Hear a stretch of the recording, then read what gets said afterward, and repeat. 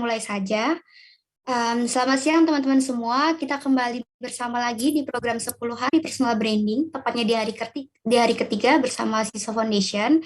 Saya Evita yang akan memoderatori webinar siang hari ini. 2 hari lalu kita sudah belajar bersama tentang personal branding 101, membranding atau membentuk citra diri agar perspektif orang lain dalam melihat diri kita bisa sesuai dengan apa yang kita inginkan. Nah, dalam membangun personal branding, khususnya untuk menuju ke situ, kita tentu perlu persiapan yang matang dan strategi sebelum memulai kan. Nah, kali ini kita akan menambah pengetahuan terkait itu melalui topik SWOT X personal branding. Tentunya bersama pembicara kita siang ini, Reda Gaudiamo, sosok yang luar biasa inspiratif, seorang penulis yang juga seorang musisi, yang telah melahirkan banyak karya indah mulai dari setiap tulisan, buku, musikalisasi puisi, hingga setiap lantunan lagunya. Nanti kita bisa lebih kenal lebih jauh lagi dengan beliau, Mbak Reda. Teman-teman nanti bisa belajar banyak dari beliau tentang bagaimana analisis SWOT digunakan untuk personal branding. Nah, untuk pengajuan pertanyaan selama webinar, seperti biasa teman-teman bisa langsung tulis di link yang sudah disediakan. Oke, langsung saja tanpa berlama-lama. Silakan Mbak Reda. Ya, terima kasih Evita, selamat siang teman-teman semua. Kita langsung mulai aja ya, karena kabarnya waktu kita tidak terlalu banyak. Jadi kita akan bicara tentang SWOT dan kaitannya bersama, sebentar.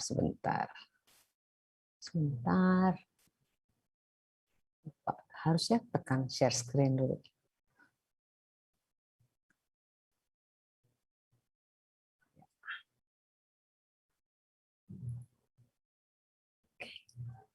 Sudah terlihat ya? Oke. Sudah, Mbak.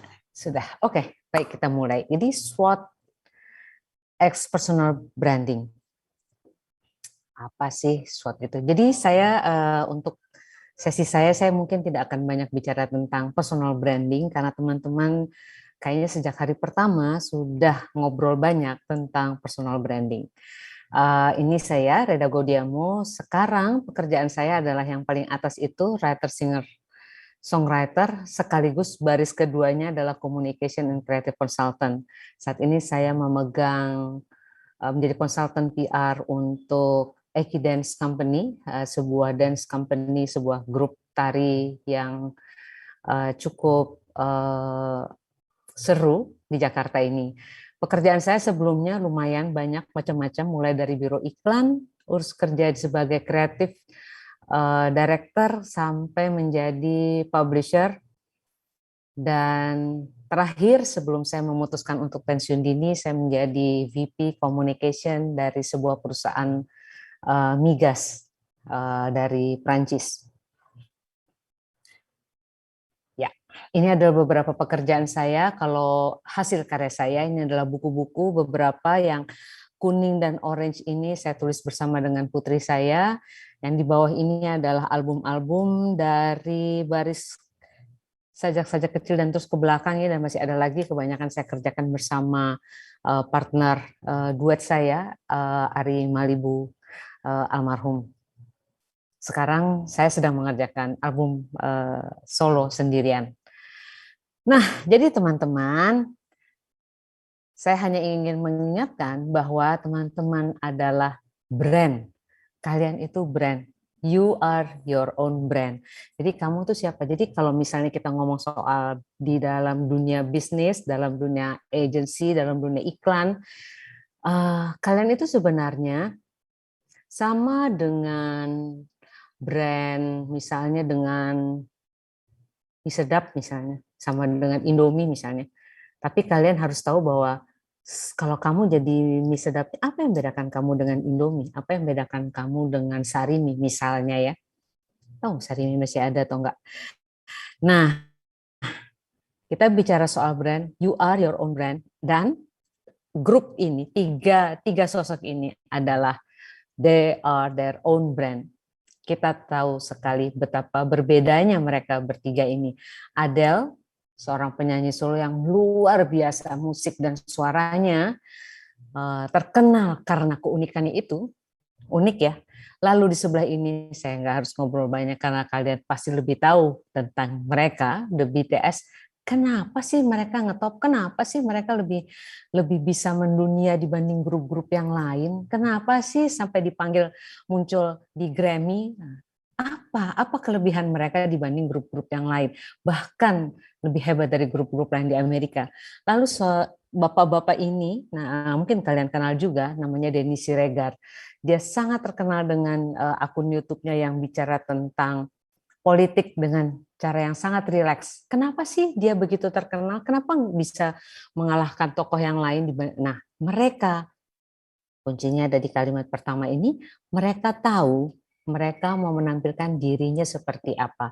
Dan untuk mencapai itu mereka harus melakukan apa. Dan yang hurufnya gede banget ini, setia dengan pilihan yang sudah diambil. Jadi misalnya kayak BTS, mereka kepingin muncul sebagai grup yang sangat-sangat sinkronis geraknya, yang lagunya gampang diingat, yang keren semua. Ya harus taat dengan itu, harus setia dengan itu. Jadi salah satu contoh setianya perawatan,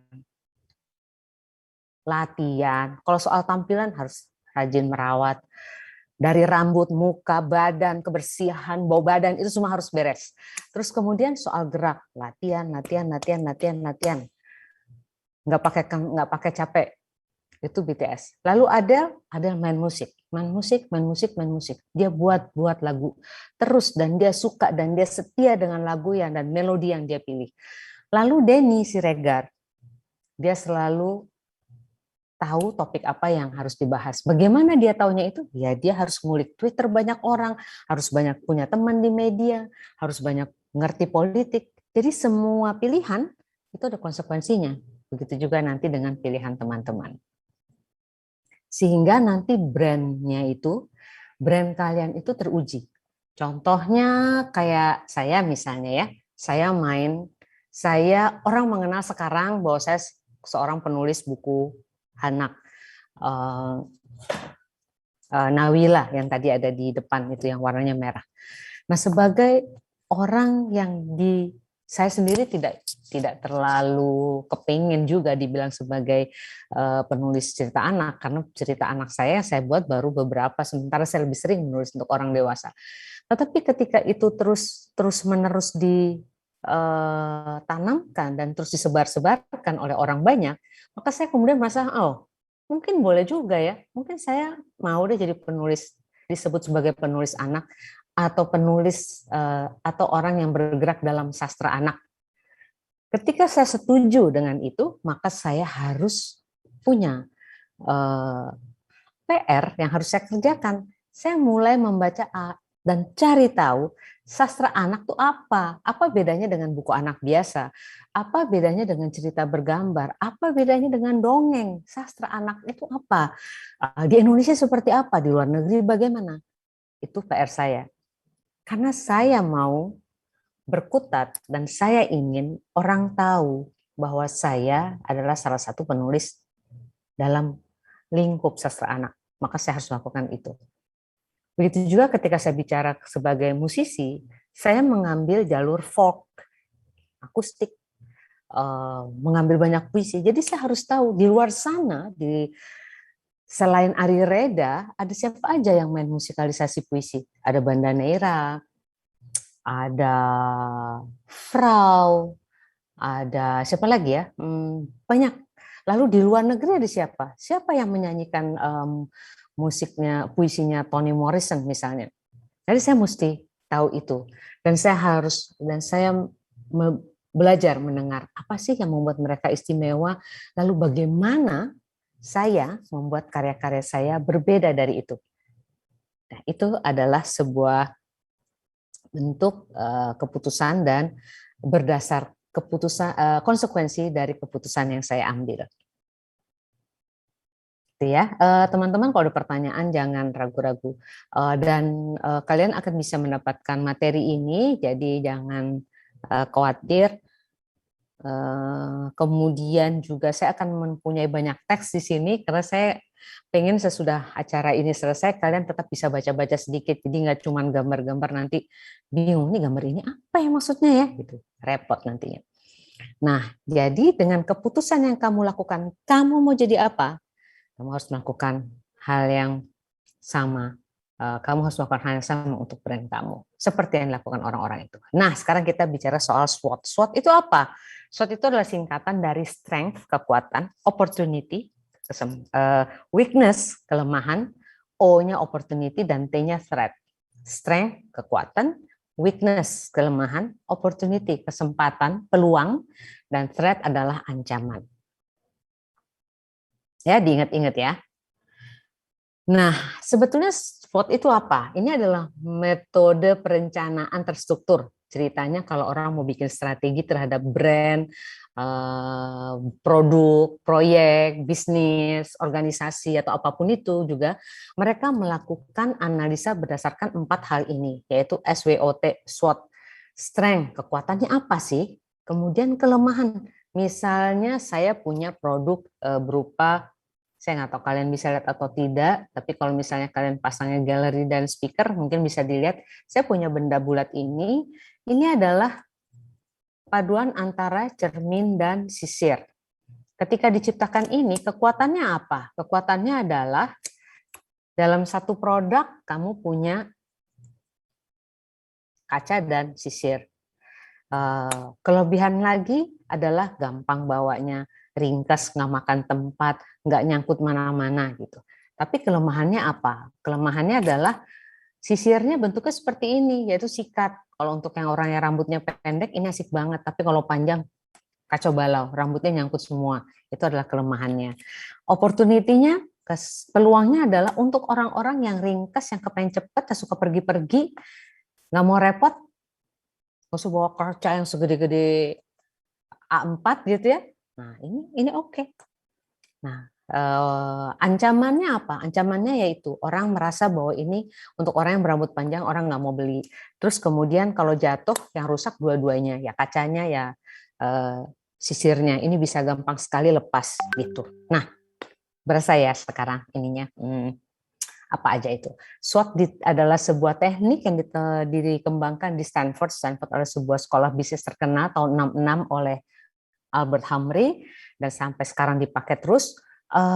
Ada yang mengubah-ubahnya tergantung mana yang lebih dirasakan penting.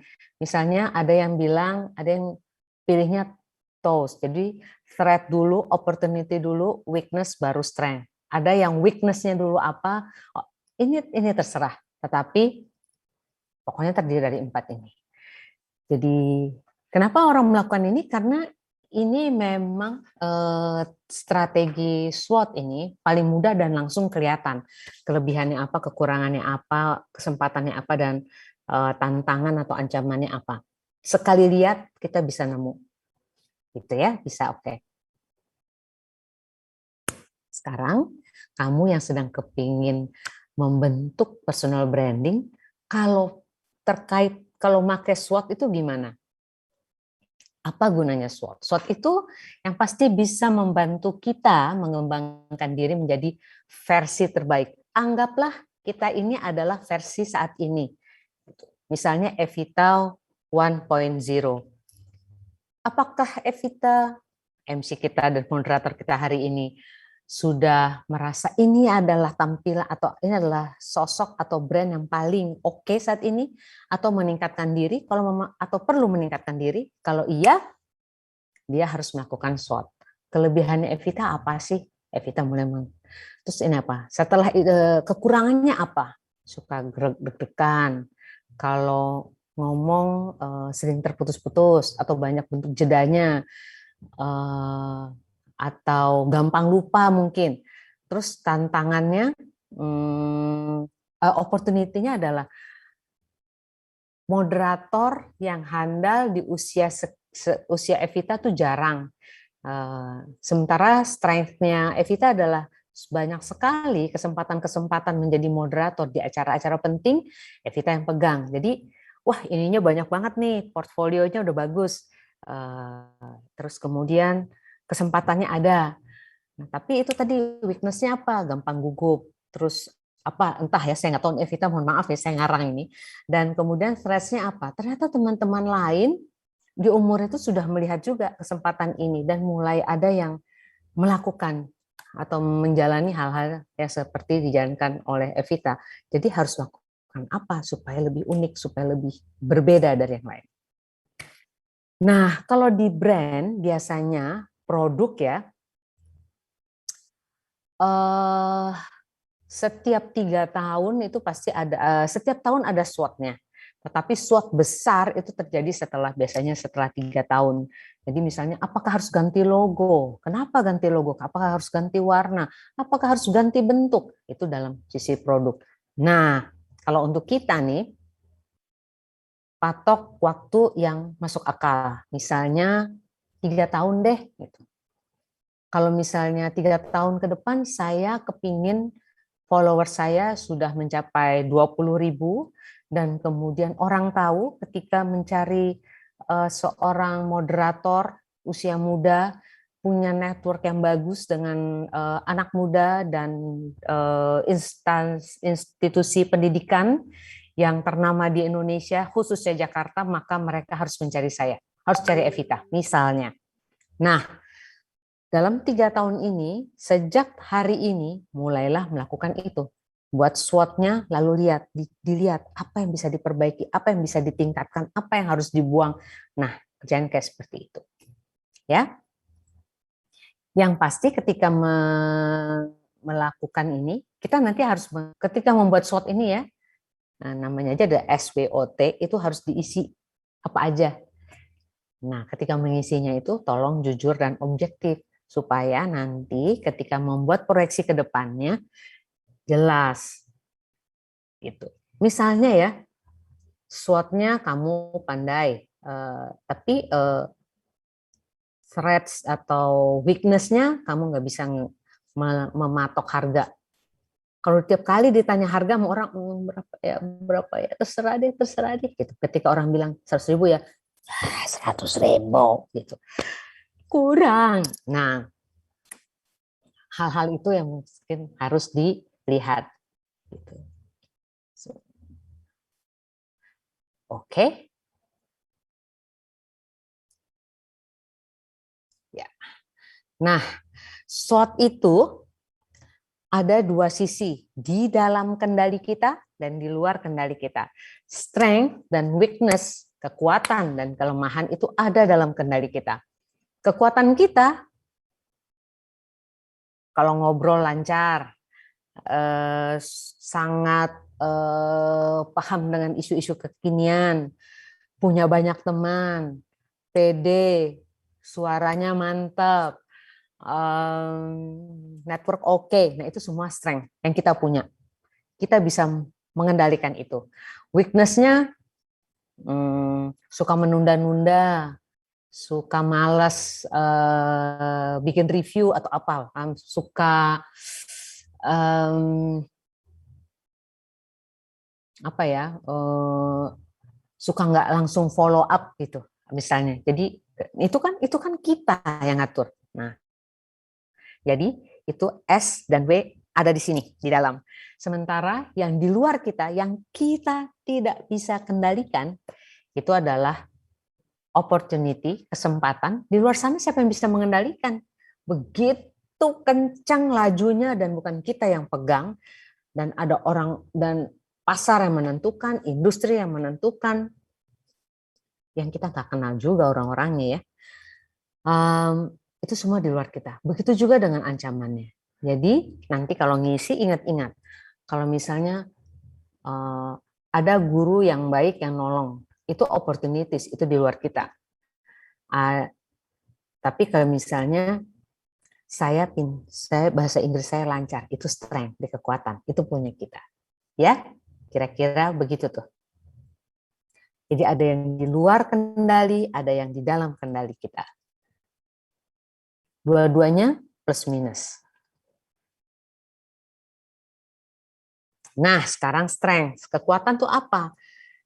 Nah, sekarang coba karena kita akan melakukan sesuatu setelah ini. Coba sekarang ingat-ingat, kamu itu unggul di bidang apa aja? kamu menonjol dalam hal apa saja. Unggul misalnya dibandingkan teman-teman yang lain, nilai matematik kamu selalu terbaik. Menonjol, kamu tuh orangnya sangat bisa mencairkan suasana. Ketika orang bingung mau ngomong apa, kamu pasti punya topik. Terus apa yang berhasil kamu tingkatkan? Kalau tahun lalu bahasa Inggris masih sekarang udah bisa loh bikin email dalam bahasa Inggris dengan lancar dan bisa punya teman baru di luar misalnya. Itu adalah strength kamu. Coba dari sekarang diingat-ingat. Semua yang hadir di sini ya, 49 orang ini, 48, silakan diingat-ingat, diingat-ingat. Apakah kekuatan kamu? Sekarang kelemahannya, apa yang harus kamu perbaiki? Keterampilan baru apa yang bisa meningkatkan kamu untuk meningkatkan diri dan sekarang kamu belum bisa? Misalnya, nggak bisa Photoshop. Orang lain bisa, tapi kamu nggak bisa. Kamu nggak ngerti apa itu medium misalnya. Sementara orang ngomong medium, medium, medium. Medium apa sih? Oh, ternyata itu adalah sebuah media, sosial media baru yang sangat serius sifatnya. Isinya adalah paper-paper dan talk dari orang-orang ternama. Itu misalnya. Pernah mampir nggak sih? Orang pada tahu, saya nggak tahu. Ah, itu weakness. Kamu bisa pelajari. Orang bikin buku pakai InDesign. InDesign itu apa ya? Bukannya pakai Corel, gitu misalnya. Corel udah ketinggalan zaman. Aduh, saya mesti tahu nih. Nah, itu weakness. Kamu harus belajar. Dalam hal apa saja kamu sering gagal? Wah, L-nya kelebihan. Tuh, weakness saya itu tuh, suka tidak teliti. Kamu apa? Misalnya, bikin rencana-rencana, tapi ketika pelaksanaannya, kamu sering nggak semangat. Itu termasuk weakness. Apa yang bisa diperbaiki dari situ? Coba ya diingat-ingat. Lalu opportunities, kesempatannya. Kira-kira kamu akan mengarah ke bidang apa nih yang kamu bidik? Terus kesempatan di sana itu apa? Apa yang bisa kamu lakukan di bidang yang kamu taksir ini, di bidang yang kamu minati itu. Lalu supaya peluang kamu lebih besar, kamu harus memperbaiki apa? Ini adalah kesempatan nih, gitu. Jadi kamu harus lakukan sesuatu. Dan hal perbaikan apa yang bisa kamu capai nanti. Nah, capai ini kan tergantung dari kemampuan kamu, strength, mengalahkan weakness, melihat peluang yang ada, dan ketika peluang itu ada, kamu tuh perlu apa di sana supaya bisa maju, supaya bisa masuk ke sana. Kalau ada yang ngerti silakan bertanya ya. Lalu yang berikutnya adalah ancaman. Nah, ini ancamannya apa ya? Di sana itu, di luar sana tuh kompetisinya macam apa ya? Banyak nggak sih lawan-lawannya? Atau jarang sekali? Kalau banyak, terutama tuh orangnya yang kayak apa ya? Misalnya, kamu suka motret. Ternyata yang suka motret di umur kalian ini banyak banget dan bagus-bagus. Berarti kompetisinya tough dong ya, keras nih. Tapi kamu tetap mau masuk itu. Berarti kamu punya peluang. Balik lagi ke peluang tadi ya. Peluang kamu bagaimana? Kamu lihat orang-orang di sana fotonya apa ya? Kamu suka banget motret orang. Tetapi orang di luar sana yang motret-motret orang lebih jago-jago. Gitu. Jadi kelemahan. Jadi apa yang harus kamu lakukan di sini yang membuat kamu bisa menang? Jadi ancaman di luar sana tuh apa? Coba dicari. Apa yang membuat kamu mati gaya dan tertahan dalam mencapai tujuan? Itu juga termasuk threats, termasuk ancaman atau termasuk halangan. Nah, itu harus ditemukan. Kalau udah ketemu, kamu harus tahu itu apa, lalu kemudian cari jalan. Misalnya motret tadi. Kamu senangnya motret orang. Semua orang senangnya motret muka. Tapi semua orang senangnya motret. Ternyata setelah kamu lihat, ya ampun semua orang tuh senang motret muka yang cakep-cakep aja. Terus orang-orang yang mukanya kurang cakep nih gak ada yang mau motret. Kalau gitu saya mau motret orang yang kurang cakep-cakep itu. Mereka itu biasanya, mereka pasti kepengen dipotret juga. Kamu menemukan satu opportunity kan di tengah-tengah threads yang, aduh ini bisa motret, semua threads. Tiba-tiba kamu lihat opportunity-nya. Nggak ada yang suka motret tangan ya. Semua sukanya motret muka. Tangan tuh bagus loh. Mulailah kamu motret tangan. Semua orang senang motretnya rumah, tapi kamu sangat suka motret jendela misalnya. Itu opportunity di tengah threats yang besar itu. Itu yang harus kamu temukan. Supaya kamu tahu kamu mau ngapain. Supaya nanti kamu bisa membentuk personal branding yang jelas. Misalnya taruhlah namanya Budi. Budi sangat suka motret. Budi adalah seorang fotografer. Fotografer yang apa? Fotografer yang sangat detail. Detail dalam bidang apa? Arsitektur. Oh ya, semua orang juga detail arsitektur. Enggak, kalau Budi ini kalau motret jendela, motret pintu, motret pegangan pintu, motret kunci. Aduh, gila keren banget tuh lubang kunci jadi seksi. Itu personal brandingnya si Budi. Ya, berasa ya. Oke, sekarang mari kita coba. Saya harap kita punya cukup waktu 5 menit gitu, boleh ya, Evita, boleh ya? Oke, Mbak. Kita coba semua teman-teman di sini, ayo coba bikin analisa SWOT diri sendiri.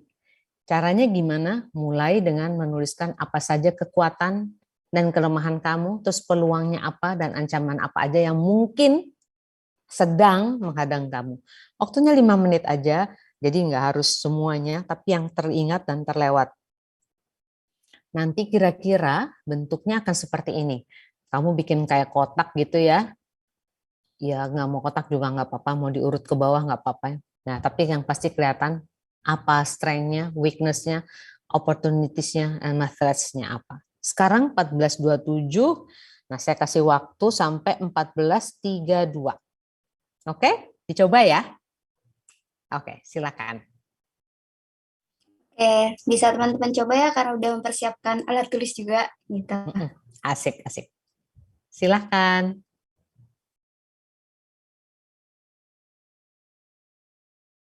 Nanti teman-temannya diingatkan kalau udah dekat waktunya ya, Evita.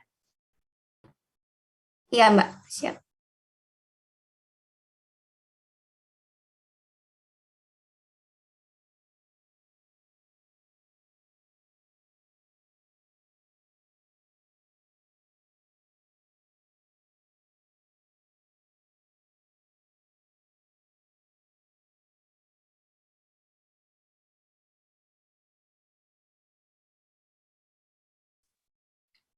Teman-teman bisa analisisnya secara jujur dan objektif ya, seperti yang udah tadi disampaikan sama Mbak Reda, biar nanti hasil analisisnya itu bisa efektif juga untuk persiapan teman-teman dalam membangun personal branding. Jadi jujur dan objektif. Ya, betul banget. Itu kata kuncinya, jujur dan objektif.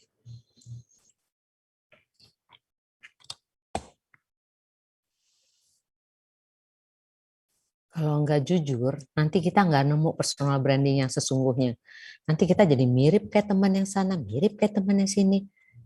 Dan kita jadi nggak unik. Padahal kita sebagai personal, kita unik. Kita selalu unik, selalu berbeda dari yang lain.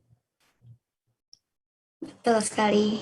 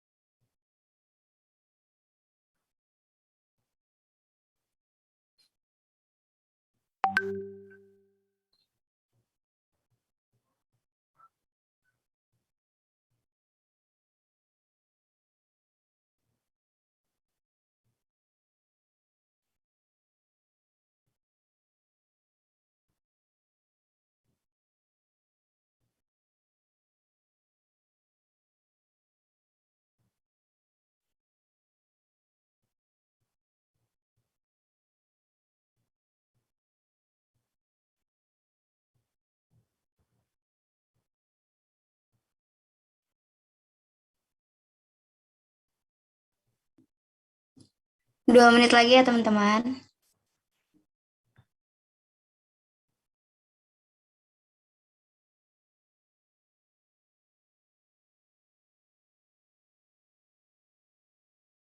Ternyata 5 menit sebentar. Ini Mbak, gimana? Apa mau nanti misal ternyata kurang dari teman-teman bisa sampaikan aja ya. Siapa tahu mau Iya, tambah waktu. iya, boleh, boleh. Kasih tahu aja.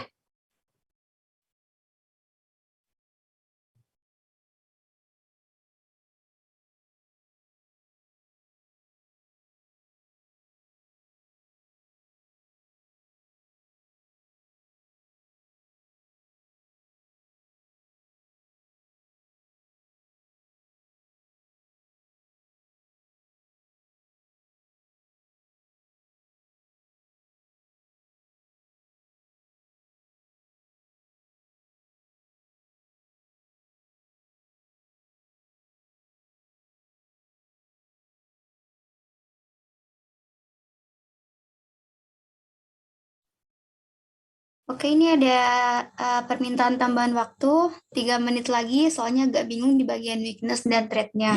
Oke, gimana Mbak Reda, boleh 3 menit? Boleh, boleh, boleh. Oke, baik. 3 menit lagi ya teman-teman. Jadi sampai pukul 14. 44, 13.34. Ya, 34. Ya. Nggak tahu deh. Eh, 35 ya. sebentar. Dari Enggak. 32 tambah 4, 36. 36, Mbak. Oke. Oke. Teman-teman, bedanya weakness sama opportunities itu adalah itu. Kalau weakness itu dari kita sendiri penyebabnya. Jadi misalnya weakness saya adalah saya suka menunda. Weakness saya adalah saya males mencatat ide-ide yang seliweran di kepala. Itu saya tuh, males, ya kan? Lainnya adalah saya males follow up untuk hal-hal yang kayaknya ada peluang nih, tapi terus kemudian karena dapat peluang saya merasa wah udah dapet lah pasti. Padahal harus di follow up, harus dikejar gitu. Saya suka nanti-nanti. Nah itu adalah weakness. Tapi threats itu adalah ketika orang kok susah banget dihubungi ya. Bagaimana? Kok saya susah? Kok saya nggak bisa menghubungi orang-orang yang namanya harus saya hubungi? Itu threats. Eh, bukan ancaman tapi ya halangan. Ancaman atau halangan. Itu misalnya. Kok harga apps yang harus saya pelajari itu kok mahal ya? Nah itu kan bukan kita yang menentukan harga, orang lain kan? Nah itu threats. Yang bukan kita aja yang bikin itu menjadi susah. Kita harus mengal, tapi kita perlu itu yang di luar sana gitu. Itu bedanya si weakness sama threats.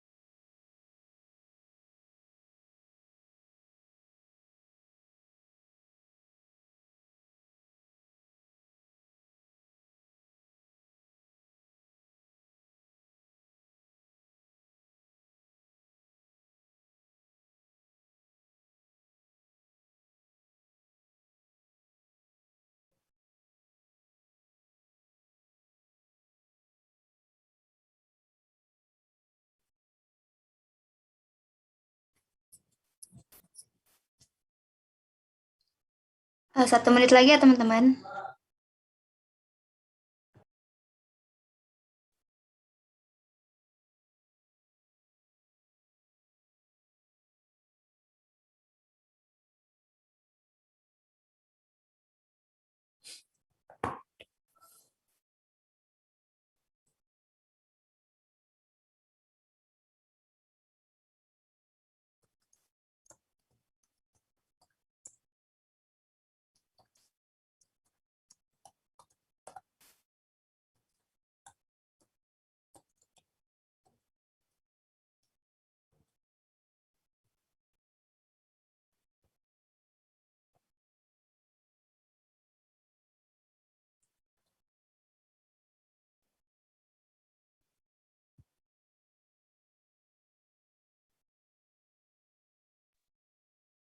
prokrastinasi ini memang sekarang banyak yang punya masalah itu ya Mbak. Soalnya kayak semakin mepet, semakin gampang untuk berpikir gitu.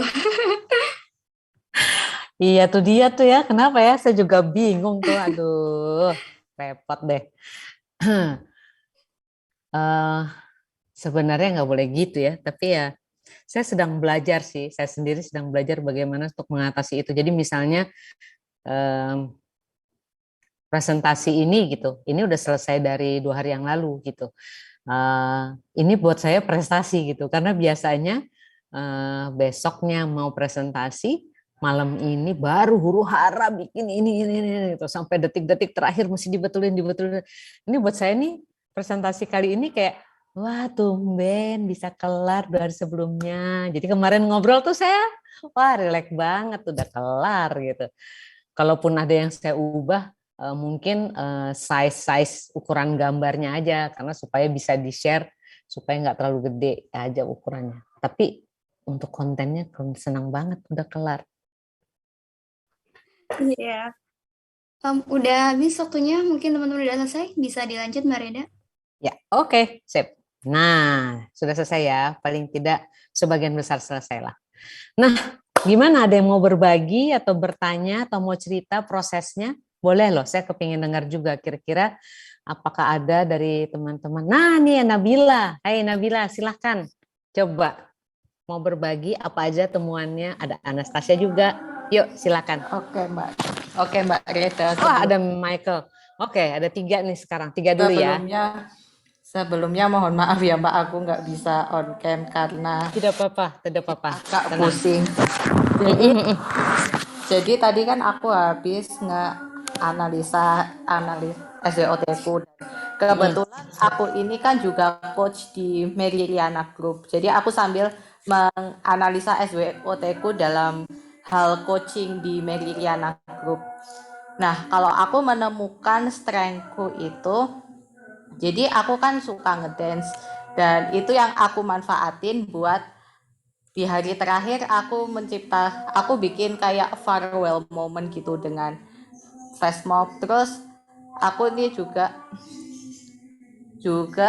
berhasil mencairkan suasana tulus, romantis, dan lancar public speaking. Oke. Kalau weakness, kira-kira aku perlu untuk memperbaiki relasi dan komunikasi ke anak didikku ya, karena anak didik aku pas ngajar kemarin di salah satu platformnya Meliliana yang I lead kan sebenarnya masih ngejalin komunikasi sama mereka sampai sekarang. Tapi karena merekanya itu kan masih baru puber ya, jadi belum bisa ngerti, belum bisa benar-benar paham gitu tentang ya intentionnya orang dewasa, misalkan kalau nggak approach anak-anak itu gimana. Terus aku kayak Kak Michael itu aku juga procrastination. Terus aku Tos. dan Ya, terus? opportunitiesnya sepanjang aku coaching, alhamdulillah aku udah dapat testimoni bagus dari wali murid karena metodeku yang appreciating itu dia consider as important ke anaknya. Dan aku juga alhamdulillahnya dapat review bagus juga dari temanku yang sesama coach kalau aku ini coach yang paling tulus gitu. Kalau nya itu mungkin dalam ngebangun bonding dan trust ya ke anak didikku karena nah ini nih yang aku hadapin. Aku sering ngehadapin respon yang di luar ekspektasiku. Jadi misalkan nah ini kemarin kan bulan kemarin aku barusan nge-meet sama anak didikku. But aku ngelihat dia itu anaknya di kelas tuh aktif banget, tapi entah kenapa kalau nge-meet berdua aja dia kayak Diam. jadi antusias gitu. Iya, jadi diam. Gitu sih. Oke. Kalau boleh tahu, Nabila kepingin membranding diri sebagai apa? Ya, itu sih kan Sebagai coaching yang sebenarnya di Meriliana Group itu ada seperti training coach gitu ya. Dan kita itu dilatih untuk melakukan full body communication dengan 3 declaration. Nah, aku consider kalau 3 declaration ini tuh sebagai bentuk personal branding kita. Jadi misalkan aku nih kalau full body communication itu gini. Halo semuanya, nama saya Coach Nana. Saya adalah coach yang cantik, romantis, dan tulus. Oke. Jadi yang disampaikan itulah yang menjadi brandnya sebenarnya ya kan, kepinginnya menyampaikan itu dan ingin menyampaikan. Nah, ini kan dengan menemukan SWOT-nya, jadi sebenarnya sudah tahu kira-kira apa yang harus dilakukan. Kalau tadi lihat weakness-nya itu apa tadi relasi ke anak didik ya. Nah, coba kalau saya rasa sih Nana yang paling tahu mesti ngapain, tetapi kayak relasi ke anak didik nih kepingin dekat, kepingin orang terbuka gitu. Ya memang PR-nya adalah lebih ke arah psikologis nih. Ketika kita ingin orang terbuka pada kita, maka kita harus menjadi orang terbuka dulu gitu. Kalau saya ya, saya merasanya seperti itu. Ketika saya ingin anak buah saya cerita kepada saya, maka saya akan menggunakan waktu tertentu dengan bercerita yang ya saya kepengen cerita aja ke dia dan emang saya merasa itu saya ingin sampaikan bahwa kayak misalnya it's okay gitu berbuat kesalahan, nggak apa-apa kamu nggak selalu perfect. Saya pernah melakukan kebodohan misalnya dengan tidak perfect sama sekali sehingga acara kacau, sehingga dia yang kamu aja sekacau itu ya, oke kalau gitu saya cerita. Jadi mari kita buat orang di depan kita merasa nyaman, merasa rileks gitu. Tapi saya pikir Nana juga pasti punya tips atau punya trik atau punya pengetahuan yang lebih mendalam tentang itu karena sebagai coach. Nah coba lebih didetailkan terutama yang bagian weakness sama opportunities-nya itu ya. Kalau saya bilang kalau threats ya kalau threats saya pikir tidak terlalu mengancam sih kalau punyanya Nabila. Tapi kalau dari weakness sama opportunity-nya memanfaatkan si opportunity ini dengan memperbaiki weakness, saya pikir sih akan baik-baik aja gitu. Baik. Oke. Ya. Ini ada, terima kasih ya. Ada Anastasia. Silakan Anastasia. Sebelumnya terima kasih buat kesempatannya Kak. Sama-sama. Jadi kalau analisa SWOT yang saya alami saat ini, kalau dari stretch itu saya memilih sebenarnya saya termasuk orang yang cheerful, tapi mungkin cheerful itu nanti saya akan pertanyakan Kak, karena saya ada suatu punya pertanyaan juga. Nah untuk strength saya sendiri, saya lebih mengedepankan kayak ke bagian public speaking. Public speaking sebagai skills yang kamu miliki ya? Ya, kamu freeze Anastasia. Sebentar. Wah, terputus ya Anastasia. Oh, mungkin bisa move ke peserta selanjutnya dulu. Iya. Ke Michael Owen coba. Ya. Michael, kamu Mayau itu farmnya dari mana ya? Saya penasaran. Oke, terima kasih Kang atas kesempatannya. To answer that question, Mayau itu dari Papa ada darah Dayak. Malaysia Dayak gitu. Oke. Dari unique name. Ya, silakan. Analisis SWOT sih tadi aku sempat mikir gitu kan karena kebingungannya itu di bagian weakness dan juga threat itu kadang bias gitu. Dan juga memang perlu objektif. Jujur sih udah jujur teman di objektifnya itu kayak secara spesifik kelemahannya itu di mana. So far untuk strength itu sama kayak Anastasia itu aku karena kan di strengthku itu aku aktif berbicara dan juga ke public speaking. Kemudian aku tuh orangnya optimis gitu atas banyak hal dan peluang gitu. Selain itu untuk skill juga aku bisa basic belajar bahasa Inggris dan ini I'm a thinker kayak pemikir gitu. Cuman itu juga yang berefek ke weakness-nya, too much thinking. Overthinking ya. Iya. Itu salah satu kelemahannya memang apa ya? Jadi kayak secara pribadi kan aku memang agak dinamis ya, tapi bisa gampang mood swing gitu. musuhnya itu jadi berpengaruh ke kerja gitu kadang. Dan itu tadi juga yang sempat aku bilang yaitu prokrastinasi. Akhirnya kita kan gara-gara efek internal itu jadinya nunda, habis itu belum lagi nanti ngarah ke inkonsistensi akan banyaknya ide. Padahal tadi kan udah kayak mikir nih, sebagai pemikir itu udah banyak konsep, udah banyak ide, udah ini nih, ya udah bagus-bagus lah sebenarnya kok udah diceritain. Cuman aktualisasinya itu suka mendep gitu, kayak 1 detik, habis itu selanjutnya nggak dilakuin, hanya tersimpan di kertas gitu. Merasa ini ya, merasa kalau udah kepikir, udah taruh di kertas berarti sudah 80% selesai. Iya, bener banget. Nah, itu efek ke opportunity yang selama ini aku dapatin adalah relasi dan koneksi tentunya ketika public speaking gitu kan. Akhirnya bisa berkenal dengan orang-orang baru, dan juga bukan hanya orang-orang baru tapi yang reputable gitu. Reputasinya yang beneficial banget lah buat kita gitu. And then apa ya, pengalaman-pengalaman baru juga. Pengalaman ini mungkin nggak reputable, nggak selalu benar-benar reputable, tapi itu membuat aku tuh kayak, oh aku ternyata bisa di sini, aku ternyata bisa juga di sini. Cuman ya itu tadi ada weakness di bagian inkonsistensi, karena apa ya, interestnya banyak dan juga passionate-nya banyak, jadi agak bias kadang, kita fokusnya mau di mana gitu.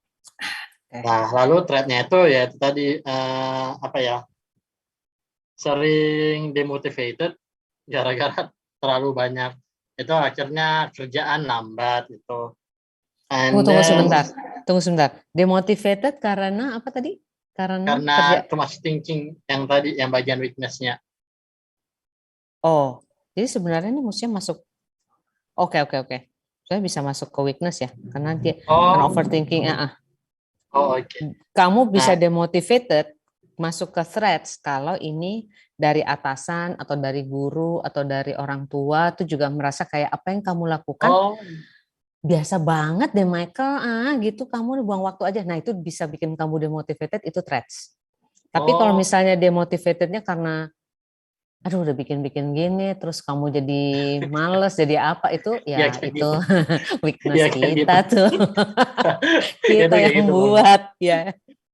And then apa ya, ini sih karena kan tadi aku sempat bilang aku tuh salah satu strength-nya adalah aktif gitu kan. Kadang tuh ada orang-orang yang apa ya, nggak nyaman gitu akan kehadiran kita, itu nggak tahu kenapa ya. Tapi kayak ya apparently they came and told us about kayak aku tuh nggak nyaman karena kamu kayak kita tuh dianggap terlalu kejar-kejar gitu. Ya, dikejar-kejar sama Michael. Padahal sebenarnya kita ya karena kan kayak misalnya suasana baku nih, habis itu kita coba cairkan. Nah ada tuh beberapa orang yang kayak merasa too much talking gitu, akhirnya kayak mereka merasa kita tuh berlebihan gitu. Dan ya satu sisi kita kayak bingung, terus kita harus ngapain gitu. Di satu sisi itu hal dibutuhin, tapi ya itu tuh terjadi. Kemudian ini sih susah ngehubungin orang-orang juga kadang, karena kayak ketika kita udah apa ya, katakanlah prokrastinasi, akhirnya udah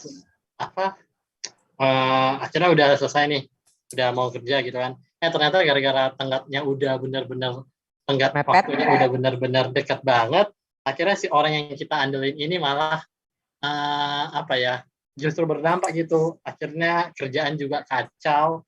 Nah itu yang sering terjadi. Ya. Jadi beberapa dari threats-nya ini adalah dampak dari weakness kita itu juga ya, dari weakness-nya Michael ya. Oke. Sekarang, nah sebenarnya kan ini jadi kelihatan ya, apa yang harus langsung kelihatan nih, apa yang mesti diberesin. Nah, tapi mari kita kembali kepada Michael kepengen menjadi apa sih? Dikenal orang sebagai apa sih kalau boleh tahu? Kamu kepengen ngapain? Pengennya sih apa ya? Cita-cita terbesar itu sebagai speaker sih. Not just a speaker gitu. Lebih kayak secara spesifiknya pengen jadi kepala staf kepresidenan. Not really motivator actually. Tapi apa tadi? Sorry, saya miss. Kepala staf kepresidenan. Wah, nice. Keren. itu kan benar-benar kayak wajah dari apa yang terjadi di belakang dan juga seluruh kabinet gitu. Nah itu yang aku pengen banget gitu. Wah, kamu mesti ini nih mendekati dan mengkontak Mbak Prita Laura. Dia kan anggota dari KSP tuh, dan dia sangat di belakang layar. Kalau kamu kepingin menyediakan diri sebagai trainee ya, maksudnya, atau kamu mau training di situ atau menjadi volunteer gitu, dia pasti sih sangat senang tuh. Coba cari jalan untuk ke sana. Orangnya suka terus coba. Nah, coba ya. Jadi kan kalau saya melihat apa yang kamu lakukan, apa yang kamu inginkan dan kamu lakukan, ini sebagian besar dari strength-nya sama opportunities-nya itu sebenarnya sudah sangat mendukung. Cuman memang kayak weakness-nya ini yang paling harus diberesin banget gitu. Lalu threats-nya tadi beberapa akibat dari weakness adalah efek dari weakness, maka sebenarnya kalau saya bilang kamu nggak punya threats yang terlalu berarti sih. Yang kamu penting, yang justru ini 3 yang SWO-nya yang harus dibetulin. Kayak W-nya terutama. Kalau misalnya kekhawatiran kenapa orang, aduh ini Michael bawel deh, Michael ini banyak banget yang ngedorong-dorong dan sebagainya. Kalau saya bilang itu bisa diabaikan. Kalau saya menjadi kamu, saya akan mengabaikan itu. Saya akan konsentrasi pada public speaking saya and being optimistic. Saya beresin bahasa Inggrisnya terus-terusan. Kemudian procrastinating-nya mari kita kerja bareng. Saya juga akan melakukan itu. Inkonsistensi sama relasi dan kenalan ini diberesin. Jadi jangan ini, yang paling penting dari teman-teman semua terutama usia muda ini ya adalah kita memang tidak bisa menyenangkan semua orang dan itu tidak apa-apa. Mari kita konsentrasi pada apa yang kita ingin lakukan dan ingin kita berikan kepada khalayak dan kita ingin menjadi yang terbaik untuk itu. Bahwa ada yang bilang kamu terlalu mendesak deh orangnya, oh ya nggak apa-apa. Mungkin pada orang-orang tertentu yang kamu benar-benar kepingin dekat gitu, kamu mungkin harus sedikit menahan diri. Tetapi di luar itu, it's okay gitu. Ini adalah saatnya kamu untuk going strong gitu. Kenapa enggak ya gitu. Dan sekarang kalian ada di masa yang sangat didukung oleh berbagai media sosial ya, jadi manfaatkan itu. Kamu bisa mengontak Prita Laura lewat DM misalnya dari Instagram gitu ya, kenapa enggak sih gitu. Ya, jadi cobalah untuk coba aja gitu. Jadi nggak apa-apa. Kalau saya bilang ya itu yang harus diberesin adalah SWO-nya aja, W sama W-nya aja. S-nya aman, O-nya aman gitu. T-nya kalau saya bilang, kalau kamu tadi bilang udah jujur dan objektif ya, nggak usah dipikirin sih. Berapa banyak sih orang yang seumur kamu yang kepengen menjadi anggota KSP, ya kan? Relax Michael, relax. Gitu. Oke, semoga menjawab ya. Sekarang mari kita pindah ke Meiza. Yuk Meiza. Meiza Nurlista. Kalau kamu jaringannya nggak aman dan lebih enak tanpa video nggak apa-apa loh, Meiza. Kok hilang ya? Hilang atau? Anastasia dulu mungkin ya, yang tadi sempat terpotong. Tadi keputus ya. Anastasia nggak usah pakai video, mungkin lebih aman. Iya Kak, terima kasih Kak. Sebelumnya saya izin off cam untuk memperkuat jaringan. Nah, saya ingin melanjutkan yang tadi Kak. Tadi kan Kak, saya lebih beranggapan bahwa strength saya itu di public speaking, namun saya memiliki weakness itu karena di kekurangan pedean saya gitu Kak. Kayak misalnya sebelum kalau ada kegiatan gitu sering kayak nervous dulu sampai deg-degan gitu. Terus berakhir kayak pas sudah maju tuh udah gemeteran gitu, tapi memang pada akhirnya kembali lagi saya bisa menghandle situasi di situ kan Kak. Nah itu termasuk saya anggap termasuk sebagai strength saya sendiri karena saya bisa menahan rasa ragu saya atas diri saya sendiri.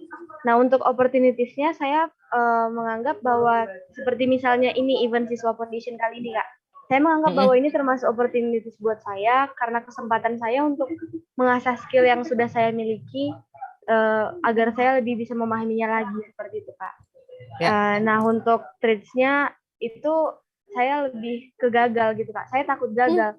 Saya termasuk orang yang kayak takut gagal tapi tetap mau mencoba gitu Kak. Tapi kalau udah gagal tuh kadang sering kalau misalnya udah benar-benar fatal kegagalannya kadang suka nangis, suka kayak menyendiri, malah jadi diam. Padahal orang-orang lebih mengenal saya itu seorang yang cheerful gitu Kak. Nah untuk yang cheerful tunggu sebentar. Traitsmu ini sebenarnya bagian dari weakness nih. Karena kan kamu yang kontrol soal takut gagalnya. Kan takut gagalnya itu dari kamu kan, bukan dari orang lain. Orang lain bilang, kamu pasti takut gagal, kan enggak. Tapi Anastasia sendiri kan yang merasa bahwa aduh gagal, takut gagal. Itu dari kita kan, dari pikiran kita. Nah itu jadinya tolong didorong ke atas dulu, ke weakness. Oke, Kak. Terus. Selanjutnya untuk yang cheerful kan Kak. Kayak itu saya anggap sebagai strength saya sendiri karena menurut saya dan dari orang-orang di sekitar saya mereka itu banyak yang kayak enggak, bahkan di situasi yang lagi happy sekalipun dia bisa tetap diam dengan muka datarnya gitu Kak. Sementara saya masih tetap berusaha untuk menghangatkan suasana mungkin dengan canda gurau sedikit atau apalah semacamnya seperti itu kan Kak. Namun untuk weakness-nya saya anggap itu kayak salah paham gitu Kak. Jadi kayak misalnya saya lagi bercanda mungkin orang nganggapnya saya lagi serius. Bahkan saat saya lagi serius orang malah nganggapnya bercanda. Jadi kayak kena di sayanya juga gitu kan Kak. Ya mau nggak mau saya harus lebih sabar lagi dan lebih nunjukin kalau saya tuh ya saya bisa. Saya sebenarnya orang cheerful cuman ya saya harus memposisikan diri melihat situasi gitu Kak. Istilahnya lebih ke membaca situasi gitu Kak biar nggak salah posisi gitu kan Kak. Untuk opportunities-nya, nah di sini saya bingung Kak, saya nggak dapat opportunities untuk yang cheerful ini, karena kayak di setiap tempat bahkan kalau memungkinkan saya pasti menjadikan tempat perkumpulan itu misalnya atau pertemuan itu menjadi sesuatu yang ceria, yang menghasilkan gelak tawa atau bahkan senyuman saja seperti itu Kak. Jadi saya bingung, cuman saya di sini menulis di opportunities itu I try to be a better person gitu Kak. Jadi kayak makin hari berusaha untuk makin lebih baik lagi dengan cara tetap mengikuti organisasi-organisasi entah itu di perkuliahan ataupun di masyarakat sekitar saya seperti itu Kak. Untuk traits-nya sendiri saya di sini ada tulis 2 sih Kak. Yang pertama itu kurang disenangi oleh beberapa orang karena mungkin salah paham dengan apa yang saya sampaikan ataupun candaan yang saya paparkan. Dan yang kedua itu saya jadi stuck di situ Kak. Jadi istilahnya saya nggak selangkah lebih maju. Iya gitu Kak. Lebih kepikiran jadi saya nggak bisa selangkah lebih maju. Jadinya kayak saya stuck di situ bahkan bisa jadi seorang yang benar-benar kayak introvert banget gitu Kak. Kayak benar-benar nggak nerima, bukan nggak nerima sih Kak, kayak lebih kaget ya. Kok gitu. Bisa sih gitu ya? Iya Kak gitu. Sebenarnya itu aja sih Kak, cuman yang saya ingin pertanyakan lagi tadi ya kembali ke opportunities tadi tuh Kak. Saya masih bingung di opportunities untuk yang cheerful ini Kak. Oke. Terima kasih. Terima kasih Anastasia, saya langsung jawab dulu ya soal yang cheerful dan opportunities. Hubungan langsung bisa aja nggak ada sih. Tapi yang sebenarnya opportunities ini yang harus kamu lihat bukan hubungannya sama cheerfulnya, tetapi hubungannya dengan apa sih yang ingin kamu sampaikan kepada publik, kepada khalayak luas sana tentang kamu. Anastasia, kepengennya dikenal orang sebagai apa? Boleh tahu nggak? Kalau saya lebih pengen dikenal jadi orang yang berguna aja sih Kak, berguna bernilai gitu. Nah, ini terlalu luas nih, semua orang juga begitu kan. Tetapi kalau orang dengar nama kamu, Anastasia yang mana? Anastasia yang misalnya itu, kamu kepengen ngapain nih dengan, misalnya kayak tadi Michael sangat jelas gitu. Dia kepengennya apa sih? Dia pengen dikenal sebagai speaker. Dan kemudian dia kepingin banget berperan dalam bidang politik nantinya di bagian KSP gitu. Itu sangat jelas tuh. Kalau Michael dia tahu apa yang dia inginkan dan dia ingin capai, maka dengan melihat SWOT itu dia akan tahu yang harus diperbaiki apa. Makanya tadi saya bilang dengan dia keinginannya Michael seperti itu, maka saya bilang threads-nya nggak main tuh nggak penting. Nah, buat Anastasia ini yang penting. Kamu kepingin apa? Kepingin dikenal sebagai apa? Apakah Anastasia yang juga speaker, tapi lebih ke pada isu-isu perempuan dan siswa perempuan misalnya? Kalau misalnya iya, mari kita lihat di strength kamu ada yang bisa mendorong ke arah sana nggak?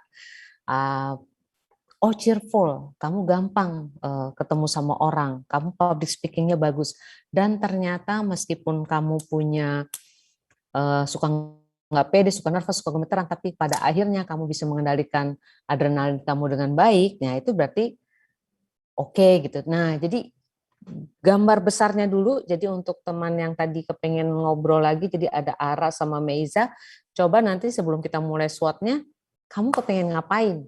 Kamu pengen personal branding-nya nih apa? Gitu. Nah itu coba digambarkan dulu ya, gitu, disebut dulu apa. Itu.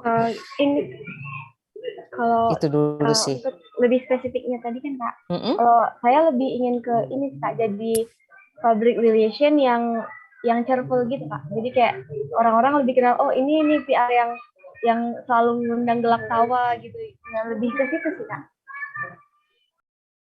Public relations atau public figure? Kalau public relations, kamu urusannya sama PR, sama humas, sama bisnis. Tapi kalau public figure, kamu adalah orang yang bisa menyampaikan isu-isu yang membuat orang gembira, orang yang kalau kenal kamu adalah orang yang merasa jadi lebih rileks gitu. Misalnya ya kayak Jay Shetty misalnya ya ada di ini, dia itu banyak motivator misalnya, atau mungkin Anastasia pengen jadi motivator tapi yang cheerful gitu. Nah, Jay Shetty adalah orang yang selalu dia adalah public figure dan motivator yang bikin orang kalau kamu suka minum kopi itu kalau diaduk ampasnya naik semua ya. Jay Shetty adalah orang yang bisa menurunkan ampas itu. Cara ngomongnya. Jadi dia fokus banget di situ. Turun. Jadi kalau dengar dia langsung, oh ya, kenapa aku pusing soal itu, nggak asik deh aku, gitu. Jadi langsung sadar, gitu. Nah, kantor staf kepresidenan, Michael. Ya, jadi speaker TEDx juga, oke. Nah, gitu. Jadi Anastasia coba temukan dulu kamu kepengen apa, dan abis itu masukkanlah semua SWOT ini ke sana, ya. Jadi SWOT ini bukan utamanya, tapi dia menjadi pendukung dan penguat dan cara untuk menemukan tips dan trik supaya kamu bisa ke arah sana. Oke, gimana nih, kita udah jam 3 ya? Masih aman nggak? Kalau waktu masih aman, Mbak. Kebetulan pertanyaan yang masuk sedikit karena mungkin teman-teman lebih excited di sesi ini gitu. Oke, sip. Nah, kayak gitu ya Anastasia ya. Coba dikenalkan. Kalau cheerful-nya kamu bisa gunakan itu sebagai strength aja. Terus kemudian untuk opportunities-nya kamu bisa masukkan cheerful itu misalnya ya sebagai, kamu lihat deh orang-orang di luar sana yang public speakers, public figure yang menggembirakan itu membuat feel bahagia tuh siapa? Saya tadi baru nonton sebuah film pendek tentang Walter Mercado. Dia seorang astrolog, jadi tukang baca ramalan menurut bintang gitu. Ternyata dia sangat terkenal karena ramalannya selalu bikin orang bahagia, selalu bikin orang optimis. Jadi ada peramal-peramal yang belum udah, nanti 2 hari lagi kamu kejeblos dalam lubang yang penuh dengan kotoran kucing.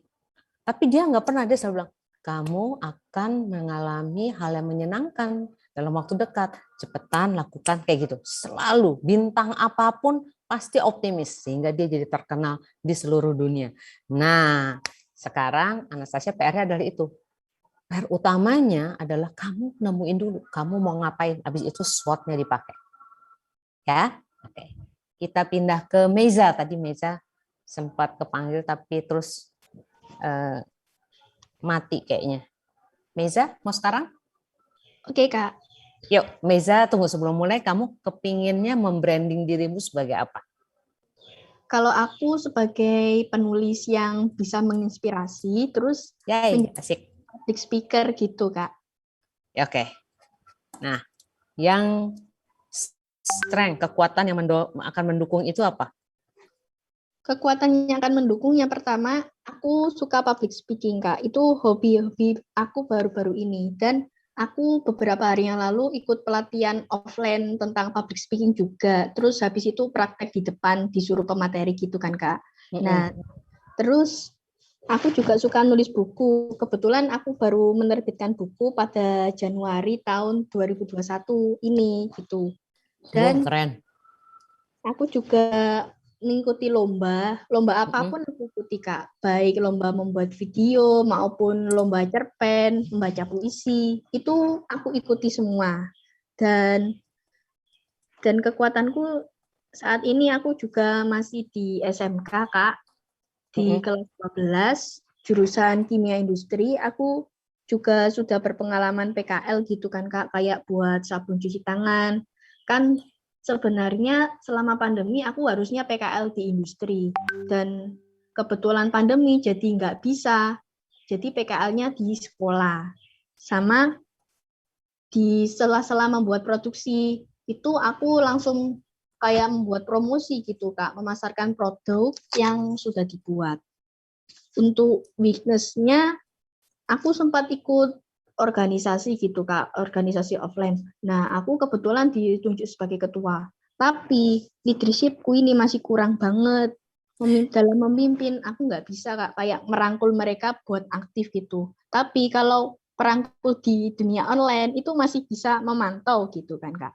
Sedangkan untuk weakness yang lain, itu dalam bidang perhitungan atau matematika. Nah, aku ini di sekolah, aku ini nggak suka, Kak, sama matematika. Cuma aku berusaha memahami gitu. Kalau sekiranya ini bisa, aku bisa, langsung aku kerjakan. Tapi kalau sekiranya nggak bisa, itu pikiran itu muter-muter kemana-mana, Kak. Muter-muter, nggak paham, gurunya tuh jelasin itu, ini apa gitu. Dan beberapa hari itu lupa gitu. Sedangkan untuk peluangnya, aku rencananya terjun langsung ke dunia public speaking juga. Di industri kreatif gitu kan, Kak, kayak televisi dan lain-lain. Terus aku juga bakalan terjun di bidang sastra karena aku suka nulis. Dan peluangku ini aku juga mengikuti internship sistemnya atau bekerja dari rumah. Dan aku juga menjalankan bisnis jualan kecil-kecilan gitu, Kak, menjadi reseller gitu. Dan untuk ancamannya, munculnya para penulis muda. Dan kebanyakan yang seusia aku, itu sudah membuat suatu karya yang sangat banyak sekali, Kak. Gitu. Itu aku sangat terancam banget, tapi aku nggak ngedown gitu, Kak. Berusaha tetap semangat. Dan juga munculnya para MC yang bertalenta. Di balik itu juga ada yang sepantaran aku, ternyata dia jauh lebih bertalenta dibandingkan aku. Serta munculnya para entrepreneur yang muda. Dan passionku juga jualan. Tapi sepantaran aku juga gitu, Kak. Banyak yang jualan gitu. Jadi gimana nih, Kak, solusinya biar aku nggak ngedown menghadapi itu semua. Meskipun banyak saingannya gitu, Kak. Terima kasih. Makasih, Meza. Meza, sekarang gini, yang paling penting kamu lakukan adalah kamu mau jadi apa dulu. Kayak misalnya, kamu punya banyak sekali minat, kamu punya banyak sekali kebisaan juga. Nah, dari semua kebisaan itu, mana ya, yang selalu bikin kamu berdebar-debar, bikin kamu semangat, bangun pagi itu senang. Tiap kali memikirkannya, kamu bisa senyum sendiri. Nah, itu yang kamu harus dorong dulu, harus kamu ambil dulu. Itu harus kamu catat sebagai prioritas pertama untuk apa yang ingin kamu lakukan. Terus kemudian kamu cari cara, kamu suka misalnya jadi penulis, taruhlah ya, kamu yang jadi penulis. Kamu sudah bikin satu buku. Sekarang coba lihat bukunya itu laku atau enggak. Bukunya itu dapat feedback apa aja sih dari orang.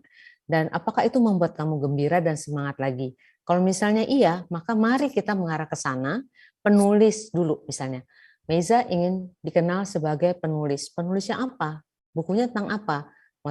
Motivasi, menyenangkan, menggembirakan, membawa kamu bahagia, membawa orang yang baca bahagia, atau cerita-cerita yang inspiratif. Nah, dari situ kamu bisa menemukan, kamu bikin SWOT-nya yang sesuai dengan bidang itu. Nah, jadi analisis SWOT. Iya, analisis SWOT. Itu siapa tuh yang ngomong? Nah, jadi kalau coba dibuat, coba dipikirkan. Oke, ini saya lagi baca. Waktu masih aman. Oke. Jadi coba dipilih dulu. Kalau misalnya, jadi jangan semuanya mau gitu. Bikin prioritas dulu, Meiza. Bikin prioritas. Paling tidak ada 3 hal lah yang kamu ingin seriusin banget. Nah, kemudian kamu lakukan hal-hal yang membuat orang kenal kamu sebagai ahli atau asik atau keren di 3 bidang ini. Kamu mau jadi penulis, kamu kepingin dikenal juga untuk jadi public speaker. Terus satu lagi apa tadi ya? Entrepreneur gitu. Ini adalah 3 hal yang sangat besar kalau aku bilang. Menjadi entrepreneur itu PR-nya gede banget gitu. Kalau kamu ikut apa yang di kelasnya Kak Mana di hari pertama, itu akan terasa banget. Ya ampun, PR-nya aja banyak banget ya entrepreneur. Jadi tidak cuma bisnisnya, tetapi kamu juga tidak cuma kenal bisnisnya, tapi juga kamu kenal medannya, kenal lawan-lawannya. Itu satu PR yang besar. Kalau saya mungkin akan mendorong kamu ke arah penulis. Kenapa? Karena di usiamu yang muda ini, penulis yang baik itu tidak banyak. Yang menulis banyak, tapi yang menulis dengan baik dan keren dan disukai oleh penulis, oleh orang yang baca seumur kamu itu tidak banyak. Jadi coba cari kekhasan dari sana. Habis itu kamu buat SWOT-nya. Kira-kira kekurangan kamu di sana apa ya? Apakah kamu kurang baca? Atau kamu malah itu kekuatan kamu adalah kamu banyak baca. Nah, itu yang dipikirkan. Nah, kemudian jadi public speaker. Saya pikir menjadi penulis dan menjadi public speaker itu adalah 2 hal yang bisa dijalankan sekaligus. Nah, coba dilihat nih strength-nya apa dan weakness-nya apa. Apakah di situ kamu membutuhkan matematika? Mungkin enggak. Matematika itu adalah PR masalah akademis kan. Kita lepasin dulu ya dari itu ya. Suka nggak suka matematika harus beres kan. Mau jadi apapun gitu nantinya. Saat ini matematika adalah PR yang harus kamu pelajari supaya kamu lulus. Dan itu ada bidangnya sendiri. Sekarang kita bahas adalah personal brandingnya Meiza ingin jadi apa.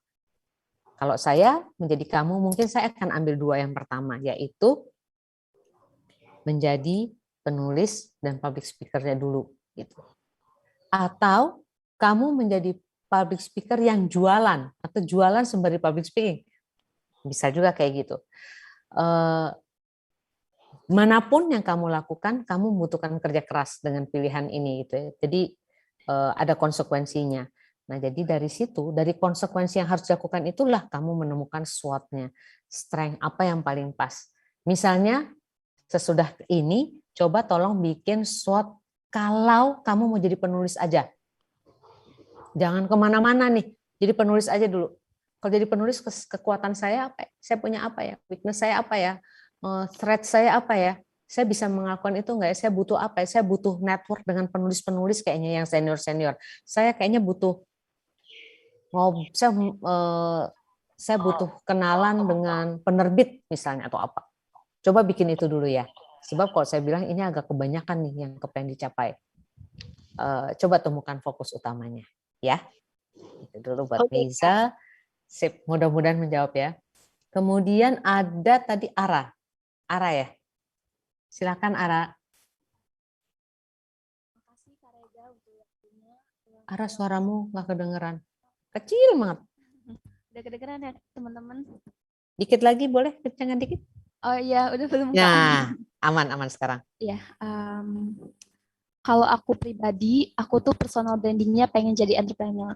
Jadi sebelumnya aku mau kenalin dulu, aku tuh mahasiswa akhir, jurusannya jurusan IT. Sebenarnya kalau dari pendidikan sama yang apa aku pengen itu nggak nyambung. Bukan nggak nyambung, kurang aja sih. Sebenarnya nyambung, cuma kayak bukan kurang spesifik. Nah, kalau aku tuh unggulnya itu aku tuh tipe yang mau belajar. Jadi kayak misalkan jadi kayak wawasan aku tuh meskipun sedikit aku tahu misalkan kayak teman-teman aku nih belum ngerti nih pasar saham, aku udah terjun. Teman-teman aku tuh nggak ngerti apa itu Korean atau Jepang yang kayak One Piece or something like that. Aku tuh sedikit kurang lebihnya tuh paham. Jadi kayak apapun itu sedikit-sedikitnya tuh aku ngerti sejarah atau hal-hal yang kayak gitu. Jadi kayak nggak ketinggalan karena aku tipe yang mau belajar. Terus aku tuh banyak temen karena aku suka bersosialisasi. Karena aku suka bersosialisasi. Itu sih strength aku. Terus karena aku nih suka mau belajar, jadi kayak misalkan dulu aku dari semester awal itu sampai semester 6 itu cuma kayak kuliah, ikut organisasi, ikut acara, event kayak gitu aja kan. Sekarang ini karena aku ngeliat teman-teman aku di sekitar aku keren-keren banget, udah ada yang jadi ini, jadi itu. Tahun ini tuh aku jadi kayak bisa punya penghasilan sendiri, kenal dunia freelance, kerja di international company itu tapi online, kayak selain aku tuh mau belajar banget. Terus kalau misalkan weakness aku sendiri itu karena aku tuh apa ya, kayak ego sih kayaknya, kayak temanku tuh ada yang pernah bilang gini, it's not about kamu Ra, ini tuh mungkin karena kayak misalkan kayak saat ini ya, aku kan ikut kampus mengajar, posisinya ini aku sekretaris, terus kan ada ketua, cuma ketuanya ini tuh emang bener-bener yang parah, ngambil alih, nggak ngarahin, terus aku kan yang ngambil alih, terus kayak aku tuh takut hal-hal yang kayak gitu malah bikin kayak orang-orang tuh punya pikiran apaan sih, kan itu bukan tugas lo, atau ih ngapain sih kayak gitu-gitu kan. Jadi terus sama kelemahan aku tuh keep it for myself, aku tuh numpuk semuanya tuh ke diri aku sendiri, nggak sharing sama sekali. Itu aku pikir kayak kenapa kok aku nggak pernah cerita ke orang-orang sih, bukan karena nggak percaya, nggak tahu, aku juga nggak ngerti, belum bisa cerita hal-hal tentang pribadiku sendiri ke teman-teman deketku, meskipun itu teman-teman deketku. Nah, kesempatannya itu ya aku kenal banyak orang, relasi, gimana ada kayak tawaran project, aku kira aku sanggup, langsung aku ambil. Tapi biasanya itu kayak aku jadi ngehandle banyak. Aku tuh jadi ngehandle banyak. Kayak misalkan kayak sekarang aku tuh skripsian, ikut kampus mengajar, kerja juga 2 project sekarang. Enggak yang terus aku lagi belajar karena aku mau jadi entrepreneur, aku lagi belajar ikut kelas-kelas gitu kan. Bisnis. Itu tuh ya aku sih ngerasa aku bisa ngehandle itu, cuma pinginnya diri sendiri tuh jadi spesialis, jadi kayak satu-satu pelan-pelan gitu. Jadi kayak aku ngerasa ini berantakan gitu. Kalau untuk ancaman sendiri tuh, ini nggak tahu ancaman atau weakness ya, kayak orang-orang di sekitar aku tuh udah jadi orang kayak udah keren-keren banget, sedangkan aku masih kayak gini-gini aja. Gitu. Oke. Ya gitu sih Kak, makasih. Oke, makasih Ara. Oke. Menurutku strength kamu banyak sekali. Terus kemudian kita balik dulu deh ke entrepreneur. Kamu ingin jadi entrepreneur. Nah, entrepreneurnya ini kamu harus, kepengen entrepreneur ya? Iya, aku lupa bilang, aku tuh udah sempet bikin 2 bisnis. Cuma karena aku itu waktu itu kayak jualan hoodie bareng partner aku, sama satu lagi kayak bucket gitu. Karena kan aku ngambil peluang karena di daerah aku ini banyak, setiap yang ada yang ulang tahun, setiap ada yang wisuda selalu kasih bucket. Cuma karena aku sendiri nggak konsisten atau kebanyakan jadi nggak ke-handle. Oke. Nah, kalau aku sih tinggal kalau buat Ara coba tentuin dulu Ara kepengen dikenal orang sebagai apa. Kalau misalnya sebagai entrepreneur yang kayak apa sih gitu. Misalnya itu di defining, maksudnya ditemukan dulu kepengen jadi apa. Keinginan kamu, kesukaan kamu untuk belajar dan mencoba hal-hal baru itu akan sangat membantu dalam upaya kamu untuk menjadi entrepreneur ini ya. Apalagi kalau misalnya kamu kamu sangat sangat pandai membaca pasar kayaknya nih. Jadi kalau lihat oh orang ini suka begini lalu kamu lalu buat gitu.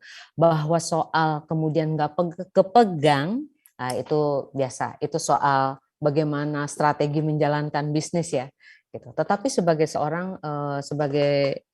kita bicara soal personal branding, maka kamu sebenarnya bisa jadi kamu bisa menjadi entrepreneur yang sangat into fashionable things untuk hal-hal yang trendy gitu. Jadi atau bahkan mungkin kamu nggak harus jadi entrepreneur, tapi kamu bisa menjadi orang yang pandai membaca tren, orang yang selalu dicolek orang, harus ditanya orang ketika kira-kira yang lagi sedangin anak muda itu apa ya sekarang ya, kamu paling tahu gitu karena you have a very good sense on that, itu kamu punya rasa yang bagus banget kalau saya lihat dari kalau dengar ceritanya Ara barusan.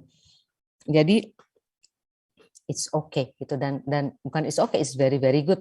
Lalu kemudian tadi aku dengar ada kayak orang lain nganggap kamu ambisius gitu. Aku sih ngelihatnya itu adalah dia bisa menjadi weakness tapi juga bisa menjadi strength.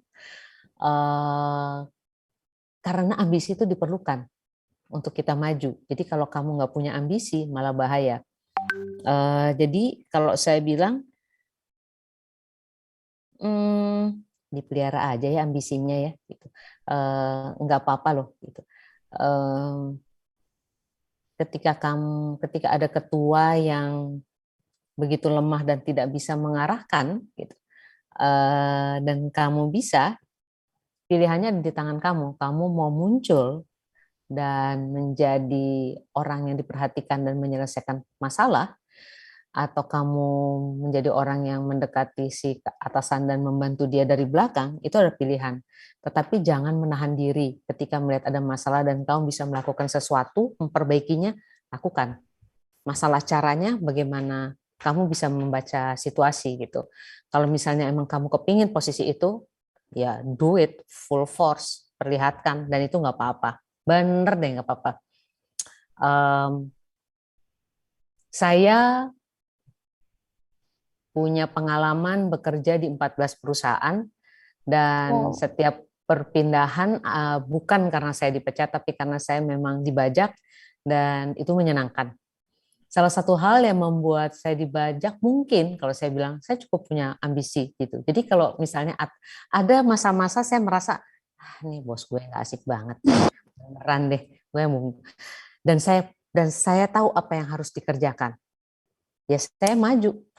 Saya akan bilang gitu, bos, kan posisi saya waktu itu masih di bawah, ada bos saya dan saya di bawah sini. Ya saya saya akan bilang, ini harusnya begini, nggak mau dengar. Nanti di rapat gue ngomong. Di rapat saya bilang, ini harusnya begini. Lalu ketika bos besar bilang, emang kamu bisa ngerjain? Bisa. Oke. Take it, it's okay gitu. Habis itu naik. Gitu. Itu adalah pilihan.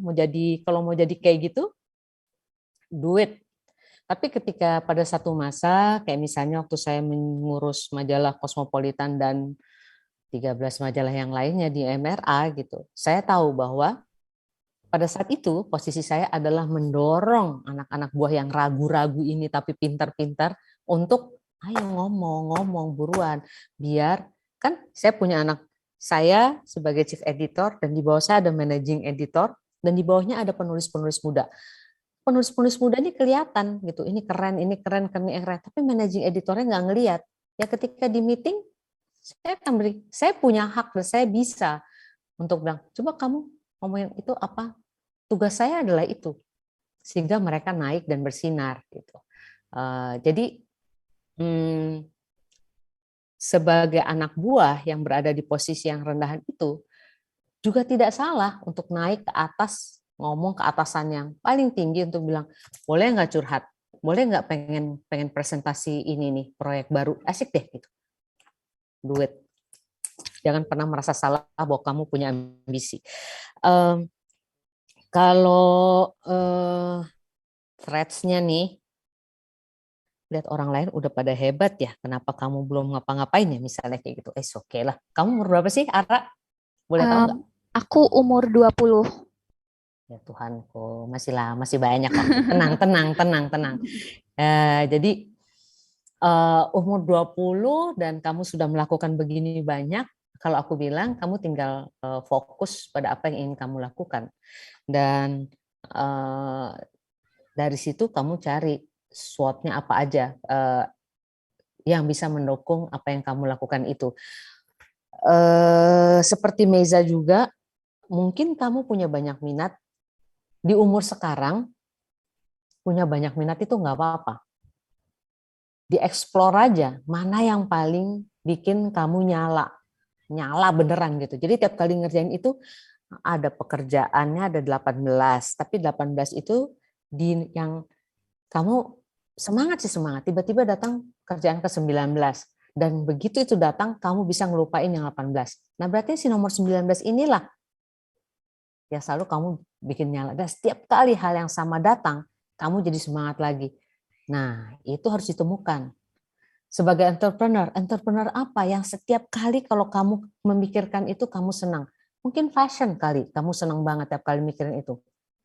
Ya, coba dikulik di situ. Coba dipikirin supaya kamu jadi gembira melakukannya. Dari situ baru bikin SWOT-nya. Nah, untuk sehari-harinya, kesenangan untuk suka belajar, suka sosialisasi, being ambitious, itu biarin aja nyala terus, biarin. Keep it to yourself. Kadang-kadang emang harus dibagi kepada orang ketika kondisi belum buruk, hampir buruk, itu udah harus dibagikan kepada orang. Karena kalau udah buruk banget dibagikan pada orang lain suka, kenapa nggak bilang dari kemarin, gitu kan misalnya. Jadi ya kan, aduh, gitu. Jadi kan ini jadi susah nolonginnya, gitu. Atau kita, nah jadi kita sebenarnya yang paling tahu kok ketika dengkul kita udah mulai dingin, telapak kaki udah mulai dingin, kayaknya aduh. Kasih tahu orang, berbagi. Tapi PR-nya adalah mencari tahu kamu bisa berbagi kepada siapa supaya nggak salah juga ya. Gitu. Terus gini, ini terutama yang soal threats ya gitu. Ketika saya mulai bekerja sebagai advertising people, saya bekerja sebagai junior copywriter, saya mulainya sudah sangat terlambat sih. Saya mulainya umur 30 tahun. Menurut saya itu terlambat, karena teman-teman yang lain mulai bekerja sebagai junior copywriter tuh begitu lulus. Saya begitu lulus kerja jadi wartawan dulu, senang-senang, main di majalah, dan tiba-tiba ada kerjaan copywriter, gajinya gede ya, jadi coba deh gitu. Dan buat orang-orang bilang telat umur segitu, harusnya melakukan yang lain. Tetapi saya bilang di dunia ini nggak ada yang telat kok. Setiap waktu adalah tepat, dan universe atau semesta ini yang mengatur itu.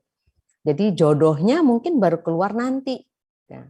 Kalau buat Ara ngerti teman-teman itu pada jago-jago ya. Ya mungkin mereka udah nemuin dari awal, karena mereka cuma bisa itu. Yeah. Tapi kamu punya bisa banyak, sama kayak Meiza tadi, punyanya banyak. Jadi kamu butuh waktu untuk mana ya, mana. Aduh, mana ini seru. Nggak apa-apa. Take your time. Kamu punya waktu sekitar 4 tahun untuk menemukan mau ngapain. 4 tahun deh untuk nemuin. Saya mau ini, saya mau melakukan ini, gitu. Jangan sampai nanti umur 35 atau apa kamu masih yang nyoba lagi ini. Nanti nggak jadi. Kalau bisa sebelum umur 30 kamu udah tahu mau ngapain. Gitu, ya. Oke, Kak, thank you. Sama-sama. Mudah-mudahan membantu. Terus kita punya siapa lagi nih? Pinky ya? Iya. Pinky? Ya, sebelumnya suara aku jelas nggak ya, Kak? Jelas, Aman. jelas. Oh ya. Sebelumnya salam kenal ya, Kak. Nama aku Pinky NA. Mau dipanggil Pinky. Pinky aja juga nggak apa-apa. Aku mau dikenal sebagai seorang penulis naskah.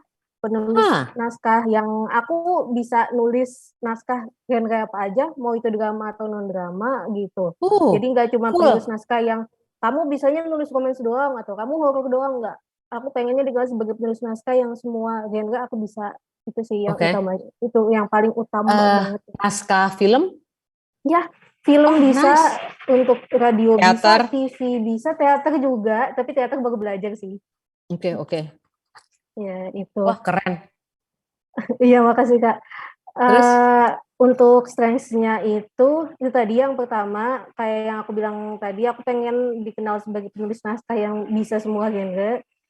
Terus juga aku teliti sama Puebi di saat aku ketemu, aku kan juga pengen nulis berita juga. Aku ketemu sama redakturnya nggak ngerti perbedaannya di sini dipisah atau enggak, aku udah ngerti kayak gitu misalnya. Terus juga aku itu bisa nulis dalam bahasa Inggris gitu, dan nggak cuma nulis doang sih, bahasa Inggris ya bisa gitulah. Kalau scientificnya aku udah sampai B2 begitu. Itu sih buat strengths-nya. Terus kalau untuk weakness-nya, aku kayak kebanyakan dari kita, aku juga prokrastinasi, orang suka prokrastinasi. Itu lebih ke bukan karena aku males, tapi karena kebanyakan ide, jadi susah nyusunnya. Kalau aku begitu. Terus aku tuh cenderung masih apa ya? Aku pengen orang kenal aku nulis naskahnya dalam berbagai genre.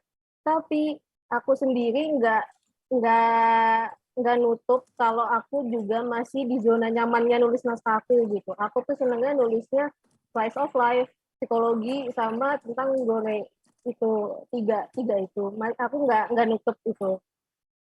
Terus kalau ke opportunities-nya, itu aku pernah baca di sebuah berita kalau banyak sutradara di Indonesia yang bilang kalau industri film di Indonesia tuh kekurangan penulis naskah gitu. Menurut aku itu opportunities buat aku. Opportunities yang gede banget gitu. Terus kalau ke stress-nya, itu aku sadar market film kebanyakan ini romance, sedangkan jujur aku itu nggak suka sama romance gitu. Aku ngerti romance, kadang juga nggak ngerti, tapi aku nggak jaga nulisnya gitu, dan aku ngerasa aku nggak akan terjun ke romance gitu, kecuali kalau memang aku diminta banget gitu ya, mungkin aku mau menerjuni romance gitu. Terus sama walau orang di luar kampus itu udah kenal, oh ya ini dia tuh bisa nulis naskah gitu, kita undang dia aja gitu, misal kayak gitu. Tapi yang dari kampusnya sendiri, mereka itu kurang, bukan tidak sih, kurang melihat kemampuan aku sebagai penulis naskah gitu. Kayak contohnya kemarin di simulasi, itu kan aku sekarang semester 7 di kampus.